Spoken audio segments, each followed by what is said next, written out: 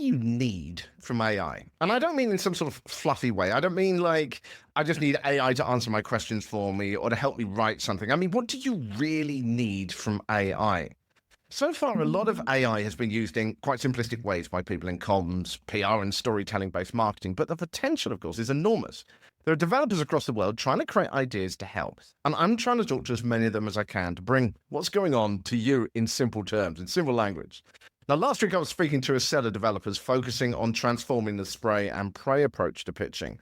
But the other big challenge for PR, where AI could help, is proving the value of what comms people do. How can you show that that $10,000 campaign is delivering $20,000 in value? How can you also make sure that you are understanding what the audience are actually thinking compared to maybe what you see hype on social media? Well, I saw a company who are focusing on this side of things with a platform called Darwin, and after reading a bit about it, I got curious. So I reached out to them, and Haider Nazer from Darwin has joined me now. Thank you so much for joining us today, Haider. How are you doing? Good, Richard. How are you? I am not bad at all. Look, we've got to get straight into this because there is so much to talk about. Sentiment analysis used to be, or what I remember seeing, is where someone would criticize a company and you'd see on the platform a big positive, they love you. How much has it come on? Well, I think it's come on a lot. I mean, 20 years ago, communicators were dependent primarily on, primary research, and that's how they got their sentiment analysis, right? And then I think in the last 10 years, media monitoring has become in vogue. Most public companies now have 1, 2, maybe 3 media monitoring tools they're using. But what we've seen is that, sentiment and sentiment analysis, no matter how you're adjusting it, creates an incomplete picture of what your stakeholders, not only what they believe and what they think and feel, but also an incomplete picture of how to communicate with them. So we think sentiment analysis is important, but just as important is all the public disclosure data and financial data that's out there on every public company, and putting this behavior-reality gap framework in front of communicators so they can better understand what to speak out on because their company is performing well on those things, whether it's how they're treating their employees, whether it's their product innovation, whether it's how they're impacting the environment. And in today's world where there's so much, in the last, since the election cycle here in the US, how many companies have walked back DEI, right? Yeah. But it's become kind of a herd mentality. Everyone decides to do net zero. Everyone walks away from net zero. Everyone does DEI, walks away. The reality is some companies really committed to some of these initiatives and haven't gotten credit for it. And other companies have spoken out potentially when they shouldn't have spoken out, and created real problems for themselves in the process. So what's the data actually? It's interesting because what you're saying there is it's not just about going, do people like us or not? It's about saying, how will this impact our financial results? How will it impact different stakeholders, shareholders, people like that, right? Because this is one of the problems, isn't it? You don't want a generic result. You don't just want to know, do people love me or not? That's not much use. You want to, you were just saying to me before we started recording that it's interesting to know the difference between what staff might be thinking compared to investors might be thinking, compared to social media might be thinking. Yeah. So I think, I know we anchor on AI, and really what does AI really mean? There's two sides to it. One is, what are the LLMs that you're in the libraries that you're building, and sentiment analysis is part of it. Financial analysis is part of it as well as industry differentiation. But then the other side of that is, what are the inferences that you're able to make out of that? So as a communicator, we work with, some of the largest corporations in the world, and what we hear from a lot of chief communications officers is, hey, I want to know what to prioritize and what to deprioritize. I want to know what are the things that are going to make a difference to my business and the things that aren't. And what we say over and over again, the playbook we help them with, is to help them understand where are the areas that they're outperforming their market, which one of those have high differentiation, and where are the biggest opportunities to communicate, do effective outreach and campaigns, and then tie potential financial impact to those campaigns. Can you kind of give us, actually sort of drill this down to what it actually looks like on the ground? So what kind of data are people seeing and how are they then able to interpret that? Yeah. So our products, we have two. So we have Darwin, which is the platform that any company can go into, and they typically get an instance with 5 of their largest competitors on that platform. So they're able to see. We'll plug in a media monitoring service. They'll be able to see how they're perceived across 7 different reputation pillars, and we drill down to 700 some variables underneath those 7 pillars. But what does it actually show? I mean, when you're sat there in front of the computer, is it like saying you're up in this particular tone of things or the topic that people are talking about? Yeah. So at the very outset, what a user will see is their current reputation score, um, any movement in that reputation score, and what their reputation potential could be over the next 90 days. And then they're able to look at what are the underlying drivers that are limiting their reputation, or the underlying drivers that are opportunities for them to speak out on.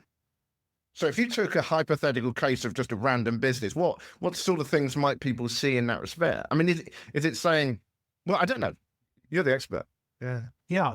So, I mean, a great example of that is currently we're working for a consumer packaged goods company. They have spent a lot of money in the last 2 years on their ESG commitments and their sustainability commitments.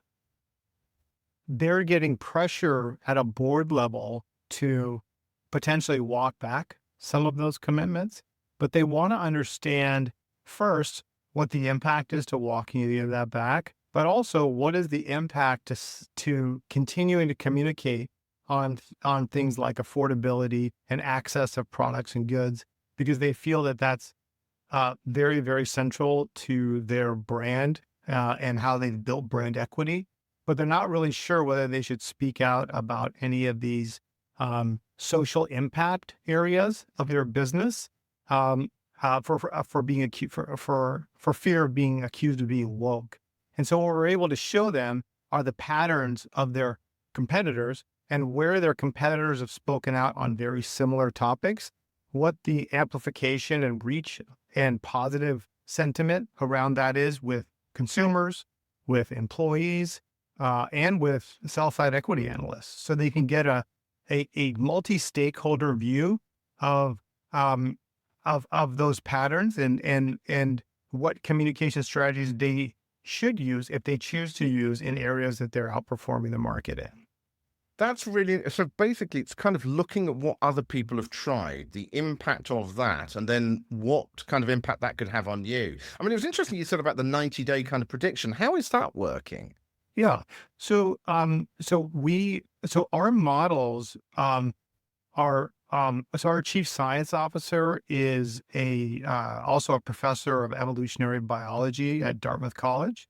And a lot of our models are based upon genomic math, where we look at adaptation and apply adaptation science to the data. And Okay, that's going over my head. You're going to have to explain that in a 5-year-old's way. Yeah. So what we're able to do really is look at patterns in the wild, in a corporate wild environment, and are able to pick up differentiation by industry. So what differentiates and builds trust in one industry might be different than in another industry. 7 years ago, our models were able to pick up DEI as a positive differentiator for companies. Environmental impact. Now it's about innovation and efficiency. So we're able to identify and start leaning into the predictive game by industry of what are the most differentiating factors, and then also overlay if a company is outperforming on those differentiating factors or not. Because if they are, that's a great opportunity, and if they're not, it's an opportunity to reprioritize and build more muscle in those areas. The other one that we were just hinting at before we started recording, and I think this is fascinating too, is crisis communications. Because, I mean, the one I mentioned was like the Balenciaga case with the fashion brand, whereby there was a huge outcry on social media and in the media. And yet the brand didn't seem to be particularly affected by this crisis. And it does seem to me that sentiment analysis has this ability to look at what the reality is of your customer base compared to the hype. How much can it differentiate there? Because there must be a lot of signals coming from social media saying one thing and quieter signals when it comes to your actual customers. So I will maybe take a case study, which maybe is the opposite of that. I won't name the brand. Most people will probably not know the brand. But there's a brand that about a year and a half ago, they read all the social media positivity around DEI, and they decided to hire a transgender influencer to promote the product. And this is a very well-known brand. I think most people have probably heard of. Yeah. And what happened was, first, their consumers weren't aligned to that, but also in terms of their own DEI performance, they were performing much lower than others in their industry. So that's a great example of getting in trouble by following the herd mentality, because speaking out on a topic where the perception of your performance and your performance is much lower than the market can get you in real trouble real quick. And that's a great example of that. I think, even in the DEI kind of world that we're in and the backlash, there are companies that are standing firm in DEI and speaking out that they're going to stay with their DEI initiatives. And do you think they're looking at the data going, this is what our customers want? Absolutely. They're looking at the fact that they have executed well, have committed to it. It's part of their core strategy, and that's why they're sticking behind it. I think but they're getting a resonance from their customers, aren't they? Because it's if you stick with it and your audience don't like it, well, you're the fool, aren't you? That's exactly right. That's exactly right. And that's the playbook that we keep going to our customers with, is that don't follow the herd mentality. First, look at how you're actually performing these areas and how you're being perceived, because that's where the gold sits. We are running out of time so fast. I just want to come back to this point about proving your return on investment. This is one of the big things, isn't it? Everyone's saying, prove what you're doing is working. How can this kind of tool help? Yeah, so I'll give you a very specific example. So everyone's familiar with MMM models, media mix models, and we're working with a company right now that is spending, has a budget of over $250 million on digital ads. And they said that, they can tie an ROI to about 2/3 of that spend, okay, with their MMM models. So there's 1/3 of that spend that they can't really connect any ROI to. So explaining what we view reputation as part of your intangible asset value, and we're able to help companies look at what are the biggest contributors to your intangible asset value and tie it to, in this case, campaign performance, margin lift, which is tied to EBITDA or market value.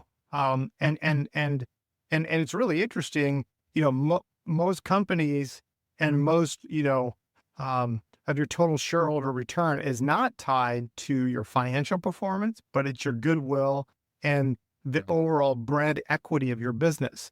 A lot of that is not being tracked. And now there are new models like ours that are able to track those things. Well, that's the point, isn't it? Is being able to actually prove that. We all knew intellectually this stuff was making a difference, but being able to prove it makes a difference. Listen, we are out of time. We've got to connect again. If people want to reach out to you or find out more about the Darwin platform, where do they go? They can go to maha.global, which is the company, or they can reach out to me on LinkedIn, either way. And that's MAHA Global, isn't it? Just for anyone listening in on the audio version of this. That's wonderful. And they can also sign up for a demo as well if they'd like as well, can't they? Absolutely. Superb. Haider, it's been an absolute pleasure. We're going to have to talk again because this stuff is just going to keep growing. So I'll be interested in checking in with you in a few months, finding out what the latest is. Thanks, Richard. It was a lot of fun.